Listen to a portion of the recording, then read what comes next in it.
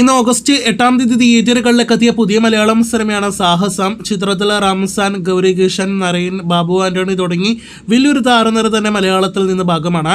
ഈ complete entertainer സിനിമയുടെ ആദ്യ ഷോ എല്ലാം തന്നെ പൂർത്തീകരിക്കുന്നു. ആദ്യ പ്രതികരണങ്ങളും വന്നു തുടങ്ങിയിരിക്കുകയാണ്. 21 ഗ്രാംസ് എന്ന അനൂപ് മേനോന്റെ മികച്ച ത്രില്ലർ സിനിമ കൂടിയായ ചിത്രത്തിന്റെ സംവിധായകൻ ബിപിൻ കൃഷ്ണ സംവിധാനം ചെയ്ത ഏറ്റവും പുതിയ സിനിമ കൂടിയാണ് സാഹസം. സിനിമയുടെ ആദ്യ പ്രതികരണങ്ങൾ പുറത്തു വരുമ്പോൾ എബോ ആവറേജ്, ഡീസന്റ്, പോസിറ്റീവ് തുടങ്ങിയ അഭിപ്രായങ്ങൾ സിനിമ ആദ്യ ഷോയ്ക്ക് ശേഷം നേടിയെടുത്തിരിക്കുന്നത്. ആക്ഷനും റൊമാൻസും കോമഡിയും ഫണ്ണും ഡ്രാമയും എല്ലാം തന്നെ കലർന്ന ആകെ മൊത്തത്തിൽ ഒരു മിക്സഡ് ജോണർ സ്വഭാവമുള്ള സിനിമ കൂടിയ സാഹസം എന്ന സിനിമ അങ്ങനെ തിയേറ്ററുകളിലെ മോശമല്ലാത്ത അഭിപ്രായങ്ങൾ നേടിയെടുത്ത് തുടങ്ങിയിരിക്കുകയാണ്. ഈ അടുത്ത് വന്ന മറ്റൊരു മികച്ചൊരു മേക്കിംഗ്, ടെക്നിക്കൽ മികവെല്ലാം തന്നെ മികച്ചു നിൽക്കുന്ന സിനിമ കൂടിയാണ് സാഹസം എന്നതാണ് സിനിമയുടെ മറ്റൊരു പോസിറ്റീവ് ഘടകം.